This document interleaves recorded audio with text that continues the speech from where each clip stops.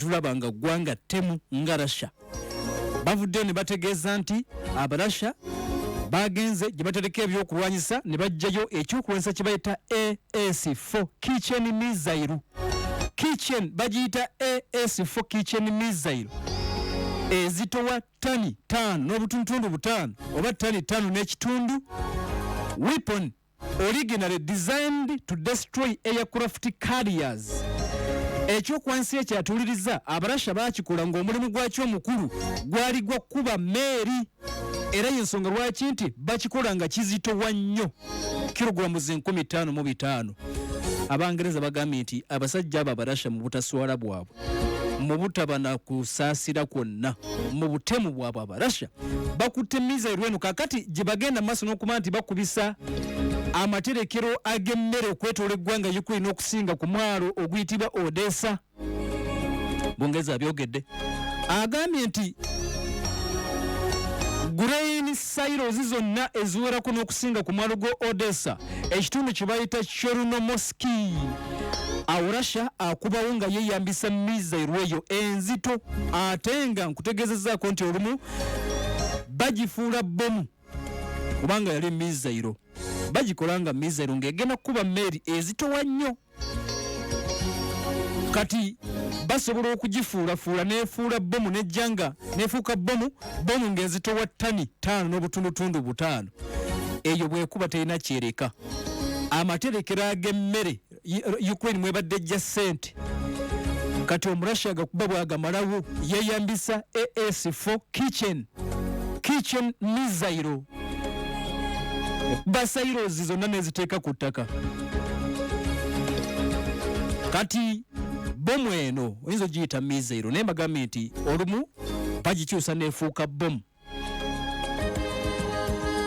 Kati bagamba nti erina kye bayita substantial destructive capabilities, eyonoona nnyo kubanga ezitowa nnyo byejja nabyo bwe bitulika. Blast effects eza AS4 kitchen bw'ogattako okuba nti edduka nnyo, ennyonyi bw'egenda maaso n'okuba nti egisudde, kumbe buli ekiri awo kisaanawo.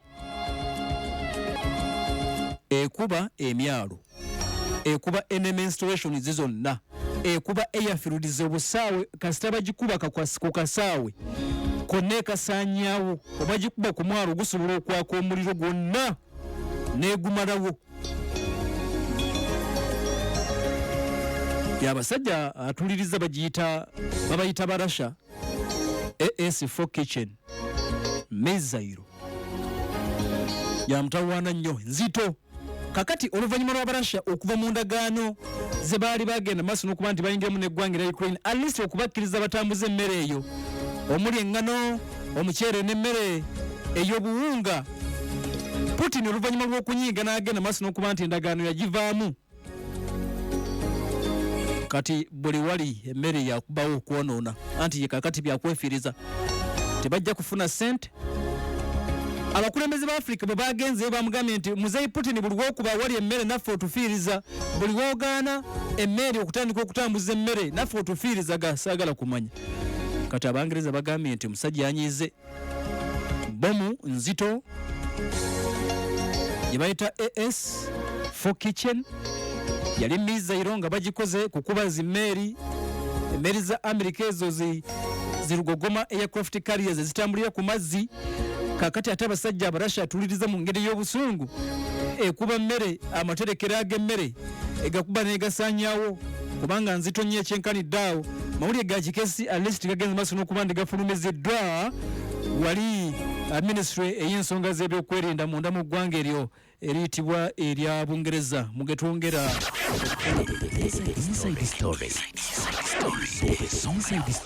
inside story. Bwetyo bwe tugenda maaso n'okulabika nti tutambula. Nyongera okwebaza wenna atumbudde osinzira okuba nti otaddeko akaseera kano kennyini, munnange yebale nnyo, webale ddala okuwuliriza ate n'okutugoberera. Bannaffe abasedika Real Estate Uganda Limited nga baweze emyaka 12 mu kisaawe ekyokuweereza n'okutunda ettaka mu ggwanga bakuleetedde offer gye batuumye Proti Banja.